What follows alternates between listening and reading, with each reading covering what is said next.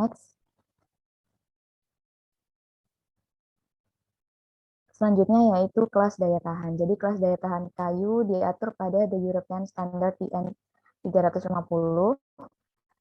dan kelas ketahanan alami kayu ini terhadap serangan jamur terbagi menjadi 5 bagian, yaitu yang pertama ada skala sangat tahan lama, kemudian tahan lama sedang, sedikit tahan lama, dan juga tidak tahan lama. Next. Selanjutnya, apabila kita sudah mendapatkan kelas bahaya dan juga daya tahan sebelumnya, kita harus menentukan penentuan kayu dengan kelas ketahanan minimum tertentu, seperti yang dijelaskan pada tabel di bawah ini.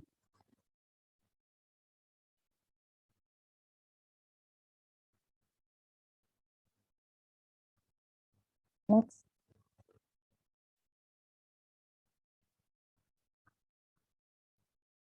Selanjutnya yaitu ada pemeliharaan atau restorasi. Pemeliharaan pada kayu dilakukan dengan 2 tahap, yaitu yang pertama ada pemeliharaan preventif atau tindakan pencegahan.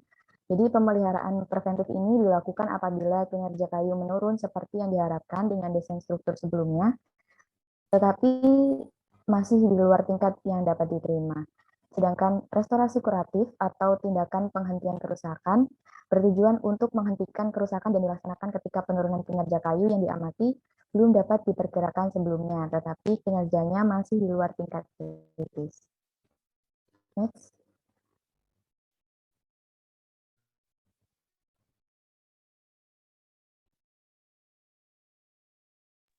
Oke, selanjutnya adalah New High Performance Material.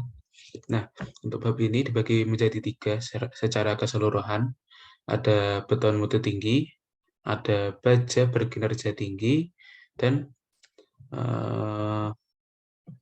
sebentar, ada fiber reinforced polymer. Dia untuk beton mutu tinggi ini diperoleh dengan langkah-langkah. Beton mutu tinggi ini adalah beton yang memiliki sifat istimewa yang dirancang untuk memenuhi beberapa keuntungan dalam pelaksanaan struktur beton yang tidak selalu bisa dipenuhi oleh beton konvensional. Lalu untuk baja yang dimaksud baja berkinerja tinggi itu harus memenuhi syarat antara lain kekuatan dan ketangguhannya yang lebih tinggi dari beton biasanya, peningkatan kemampuan las dan penurunan sensitivitas terhadap hidrogen yang diinduksi retak, dan yang terakhir adalah ketahanan korosi yang sama atau ditingkatkan. Selanjutnya.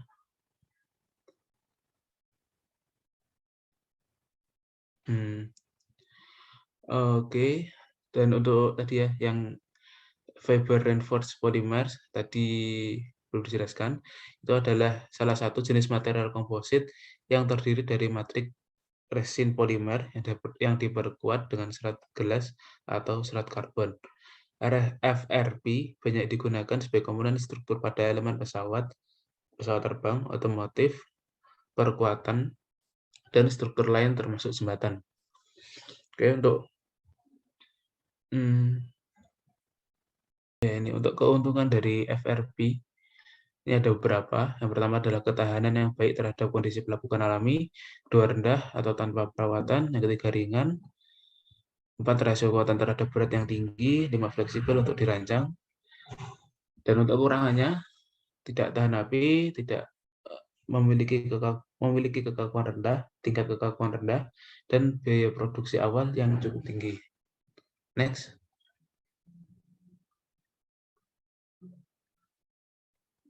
Adapun aspek daya tahan komposit FRP ada berapa? Yang pertama adalah pada proses manufaktur, kedua kekuatan, yang ketiga adalah sensitivitas kelembapan polimer, yang keempat serangan basah dan asam, dan yang terakhir adalah korosi, tegangan, pecah tegangan, mulur, dan kelelahan. Next. Terus selanjutnya ada radiasi sinar UV, ada suhu transisi gelas, dan aplikasi dalam struktur dengan fungsi yang mirip dari bahan tradisional. Selanjutnya. Oke, selanjutnya. Oke, selanjutnya saya lanjutkan yaitu mengenai strategi desain pemeliharaan dan perbaikan daya tahan. Untuk desain ketahanan harus mencakup program pemeliharaan struktur selama masa pakai. Nah, untuk masa pakai dan daya tahan sendiri merupakan periode waktu di mana produk melakukan fungsi yang dirancang dan digunakan. Sedangkan untuk pemeliharaan dan perbaikan mengacu pada semua kegiatan yang ditunjuk untuk memelihara dan atau memulihkan kinerja tertentu dari suatu produk yang meliputi bahan bangunan, elemen bangunan, atau struktur. Next. Selanjutnya ada desain implisit dan eksplisit untuk daya tahan.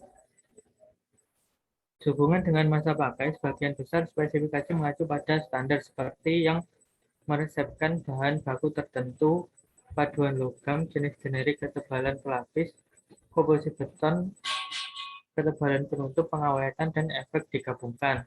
Sedangkan untuk desain berbasis kinerja dapat didasarkan pada memantau kinerja struktur atau menguji struktur di bawah kondisi penggunaan, penentuan resistensi dalam lingkungan buatan standar, indikator kinerja yang berbeda dari yang sebenarnya, model yang menggambarkan kinerja dari waktu ke waktu.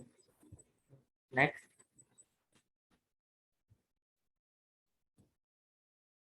Ya, untuk selanjutnya akan dilanjutkan oleh teman saya Natik. Silakan. Oke, untuk strategi untuk desain pemeliharaan dan perbaikan daya tahan ada beberapa poin ya. Yang pertama adalah pendekatan probabilistik untuk desain nomor layan. Jadi di dalam suatu desain struktur itu ada beberapa perhitungan ya. Salah satunya adalah perhitungan kemungkinan gagal struktur. Nah, dalam perhitungan ini dimaksudkan adalah suatu kondisi untuk desain struktural adalah bahwa kemungkinan kegagalan suatu fungsi akan lebih rendah dari nilai batas dalam umur layan desain. Jadi kalau secara singkatnya ketika kita mendesain kita juga harus memperhitungkan kemungkinan gagalnya. Yang kedua adalah redundansi dan desain berlebih. Nah, prinsip redundansi berarti paralel ke bagian kritis struktur jenis lain yang serupa atau berbeda bagian dengan fungsi yang sama dipasang. Ini secara sederhana itu ketika struktur kita harus membuat semacam cadangan struktur. Jadi bila struktur utamanya roboh masih ada struktur pembantu yang siap menopang kerobohan tersebut. Selanjutnya.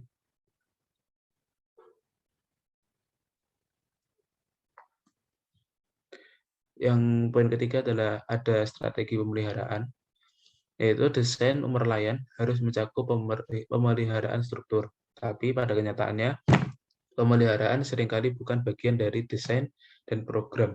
Sewa utama di kemudian hari hanya dimulai ketika cacat menjadi jelas.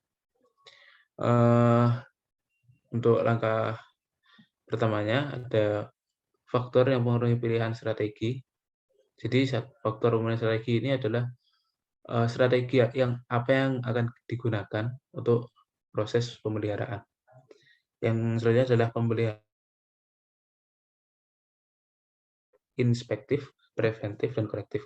Untuk inspektif sendiri itu adalah bagian dari sistem manajemen pemeliharaan. Jenis pemeriksaan yang akan dilakukan tergantung pada struktur yang bersangkutan, teknik inspeksi yang tersedia, dan tujuan strategi pemeliharaan